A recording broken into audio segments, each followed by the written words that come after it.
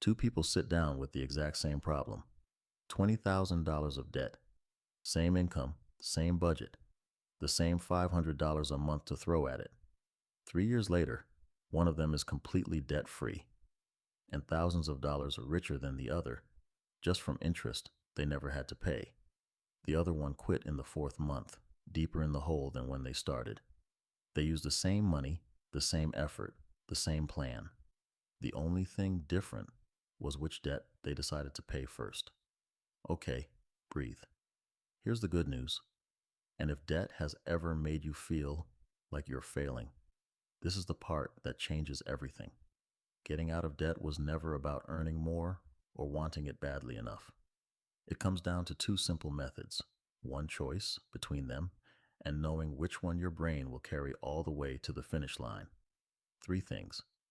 One, the two methods, the snowball and the avalanche, in plain English.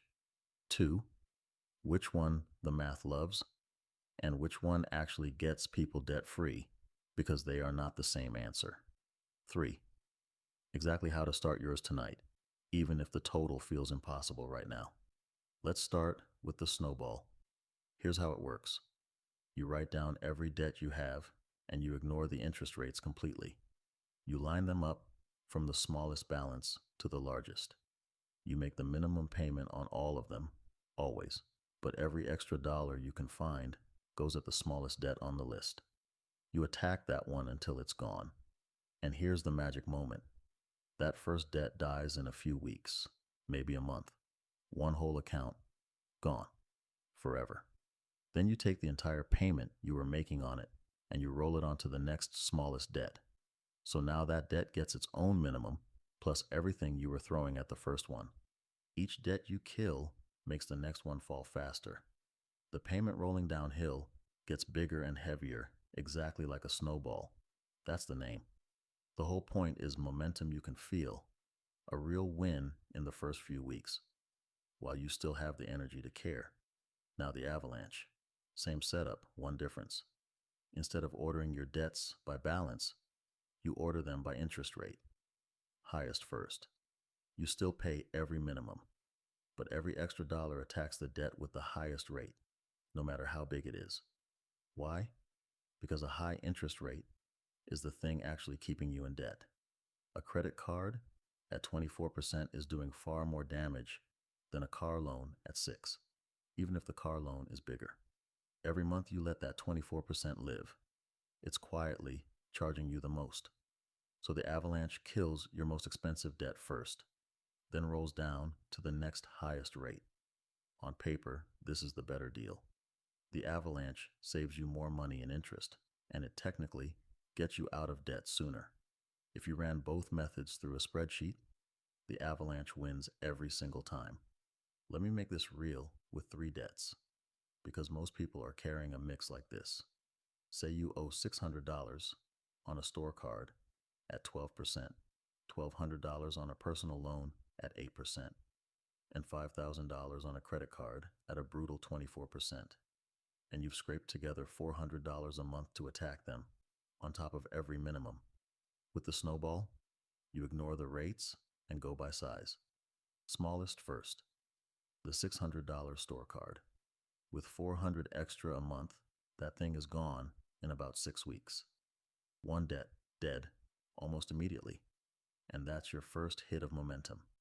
Then you roll it all onto the $1,200 loan. And finally, the big $5,000 card. With the avalanche, you ignore the size and go by rate. So you start with the 24% card, the $5,000 one.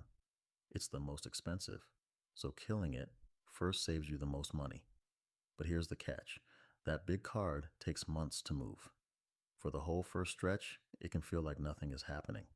Same 3 debts, same $400. The avalanche saves you more in interest, maybe a few $100s by the end. The snowball hands you a finished debt in the first 6 weeks. Hold on to that gap, because that gap is the entire decision. So that settles it, right? Just do the avalanche, save the most money, done. But here's what nobody tells you, and it's the reason 2 people with the same debt end up in completely different places. The method that wins on a spreadsheet is not the method that wins in real life. Researchers actually studied this. They found people are more likely to pay off all their debt with the snowball, the one that's mathematically worse. Not slightly more likely, significantly. Why? Because the avalanche can make you grind for months on one giant high interest debt with nothing to show for it. No win, no progress you can see. And right around month 4, when motivation runs dry, people quit. The snowball hands you a victory in the first few weeks. That win releases a hit of, I can actually do this. And that feeling is what carries you through the next 2 years. The math is real, but the math doesn't pay the debt. You do. And you're a human, not a spreadsheet. So here's the part that should take the pressure off. The best method to get out of debt isn't the one that saves the most money. It's the one you'll actually finish. A perfect plan you quit loses to a good enough plan you complete every single time. So which one is yours? Go with the avalanche if numbers genuinely fire you up. If you've never quit a plan like this before, and especially if you've got one nasty, high interest debt. That's where the avalanche saves you serious money. Go with the snowball if you've started paying off debt before and given up, if you need to see progress to keep going, or if your debts are all around the same interest rate, because then there's barely any math difference, so take the momentum. And for most people who feel stuck, the snowball wins, because the hardest part of debt was never the math. It was believing you could do it at all. Now, both methods only work if you've got something extra to throw on top of the minimums. And if money's tight, I know that feels like a big if. So here's where it comes from. You don't need a raise. You need to free up one chunk of cash temporarily. Cancel the 2 subscriptions you forgot you were paying for. Pause eating out for 90 days. Sell the stuff in your closet you'll never use again. Pick up a few hours of side work and send every dollar of it straight at the debt. And remember, from a couple of videos back, until your high interest debt is gone, you pause investing beyond your employer match, because no investment reliably beats wiping out a 24% card. Even an extra $100 a month can cut years off your payoff. The size of the amount matters far less than the fact that you started. Here's how you start tonight in 15 minutes. Write down every debt, the balance, the interest rate, and the minimum payment. Then pick your order. Smallest balance first for the snowball. Highest interest first for the avalanche. Pay the minimum on every debt. No exceptions, so nothing wrecks your credit. Then, take every extra dollar you can squeeze out and throw all of it at the number 1 debt on your list. When it dies, roll its whole payment onto the next one, then keep going. That's it. That's the entire system. 3 mistakes to dodge on the way out. 1. Never skip a minimum payment on the other debts while you attack the first. A single missed payment can wreck your credit and cost you more than you're saving. 2. Don't celebrate by running the card back up. The fastest way to stay in debt forever is to pay one off and quietly borrow it right back. And 3. When you finally kill a credit card, don't rush to close it. That can actually ding your credit score, which is a story for next time. Keep it open. Keep it empty. If this finally made getting out of debt feel possible, like an actual plan instead of a black hole, do one thing. Send it to someone you know who's drowning in it and too embarrassed to say so. This might be the first time it ever felt doable for them. Because here's the truth.